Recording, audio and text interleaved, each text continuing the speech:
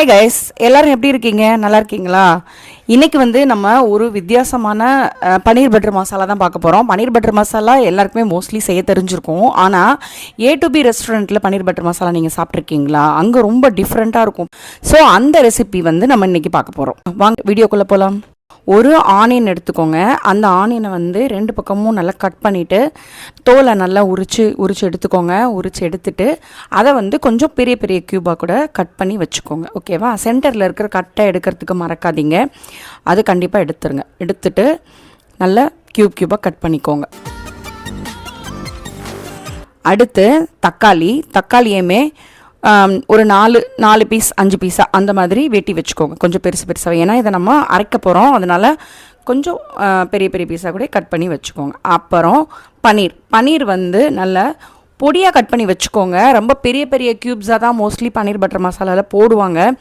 ஆனால் நீங்கள் குட்டி குட்டி க்யூப்ஸாக போடும்போது அதில் அந்த ஜூஸும் நல்லா இறங்கும். அது மட்டும் இல்லாமல் அதை சாப்பிட்றதுக்குமே ரொம்ப நல்லாயிருக்கும். அதனால் கொஞ்சம் சின்ன சின்ன ஸ்லைசஸாக கட் பண்ணி வச்சுக்கோங்க ஒரு பவுலில். அடுத்து இப்போது நம்ம கடாயில் எண்ணெய் சேர்த்துக்கலாம். எண்ணெய் ஒரு டேபிள் ஸ்பூன் அளவுக்கு எண்ணெய் சேர்த்துக்கோங்க. அப்புறமா அந்த வெட்டி வச்சுருக்கிற வெங்காயத்தை போடுங்க. அந்த வெங்காயத்தை போட்டு வெங்காயம் கொஞ்சம் நல்லா வதங்கினதுக்கு அப்புறமா தக்காளி சேர்த்துக்கோங்க. தக்காளியில் கொஞ்சமாக வழக்கம் போல் உப்பு சேர்த்துக்கோங்க. சேர்த்துட்டிங்கன்னா தக்காளி நல்லா வதங்கிடும். தக்காளியுமே நல்லா வதக்கிடுங்க. ரொம்ப நேரத்துக்கு வதக்குனிங்கன்னா தக்காளி நல்லா வதங்கிடும். அதுக்கப்புறமா 1 டீஸ்பூன் மிளகாத்தூள் சேர்த்துக்கோங்க. மிளகாத்தூள் சேர்த்துட்டு அப்புறம் 1 டீஸ்பூன் மல்லித்தூள், அதுக்கப்புறம் ஒரு அரை டீஸ்பூன் மஞ்சத்தூள், அப்புறம் கறி பவுடர் அது ஒரு அரை டீஸ்பூன், அப்புறம் கரம் மசாலா அது ஒரு அரை டீஸ்பூன், அப்புறம் ஒரு 6-7 பீஸ் முந்திரி பருப்பு சேர்த்துக்கோங்க. சேர்த்துட்டு இது எல்லாத்தையுமே நல்லா வதக்கிக்கோங்க. வதக்கிட்டு அதுக்கப்புறமா இஞ்சி பூண்டு பேஸ்ட்டு சேர்த்துக்கோங்க. இஞ்சி பூண்டு பேஸ்ட்டையும் நல்லா பச்சை வாசனை போகிற அளவுக்கு அதையும் நல்லா வதக்கி எடுத்துக்கோங்க. எடுத்துட்டு நல்லா ஆற விட்டுருங்க.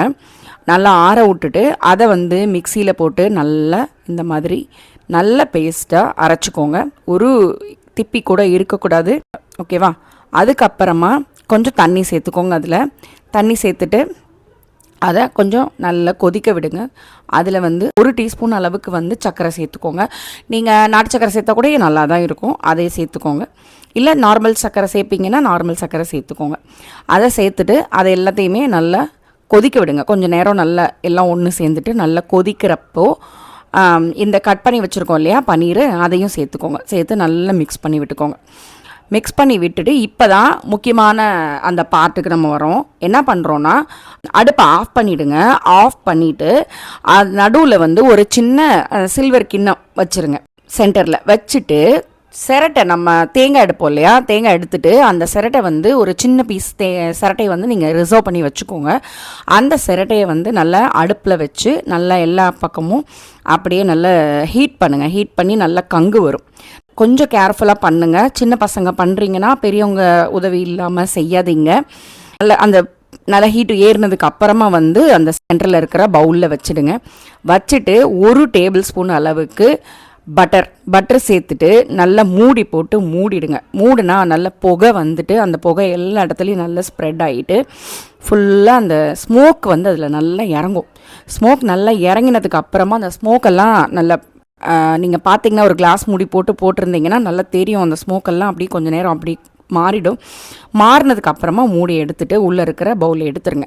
உங்களுக்கு வேணும்னா நீங்கள் அந்த ஊற்றிருக்கோம் இல்லை அந்த பட்டரு, அந்த பட்டரையுமே நீங்கள் ஃபில்ட்ரு பண்ணி அதில் ஊற்றுறதுனா நீங்கள் உங்களுக்கு வேணும்னா, ஏன்னா அது தேங்காய் தான் சிரட்டை தான், அது ஒன்றும் செய்யாது. ஸோ வேணும்னா நீங்கள் ஃபில்ட்ரு பண்ணி அதையும் ஊற்றுனீங்கன்னா இன்னும் ஸ்மோக் ஸ்மெல் இன்னும் நல்லாவே இருக்கும். ஏன்னா நான் பண்ணுவேன். அடுத்து ஒரு அரை ஸ்பூனுக்கு ஆம்ச்சூர் பவுடர் சேர்த்துக்கோங்க. அதுக்கப்புறமா ஒரு அரை ஸ்பூன் சாட் மசாலா சேர்த்துக்கோங்க. அப்புறம் ஒரு அரை ஸ்பூன் கருப்பு உப்பு சேர்த்துக்கோங்க. இது 3ம் நான் எதுக்கு சேர்க்க சொல்கிறேன் அப்படின்னா, இது 3ம் தான் வந்து உங்களுக்கு ஒரு அந்த நார்த் இண்டியன் ஃப்ளேவர், அந்த பன்னீரோட ஃப்ளேவர், அந்த ஒரு ஸ்மோக்கினஸ், அந்த ஃப்ளேவர், இது எல்லாமே வந்து இந்த 3 இன்க்ரீடியன்ட் தான் கொடுக்கும். இது வந்து ரொம்ப அதிகமாகலாம் கிடையாது. நீங்கள் சின்ன சின்ன பேக்கெட்ஸ் அந்த பாக்ஸஸில் இருக்குது, அதை வாங்கிட்டு நீங்கள் ரொம்ப நாளைக்கு வச்சு கூட யூஸ் பண்ணலாம். ஸோ இது 3 வாங்கி வச்சுட்டு நீங்கள் நார்மலாக பண்ணுற குருமாவில் கூட இது கொஞ்சம் கொஞ்சம் சேர்த்துட்டிங்கன்னா அந்த அந்த குருமா வந்து சப்பாத்திக்கு ரொம்ப அல்டிமேட்டாக இருக்கும்.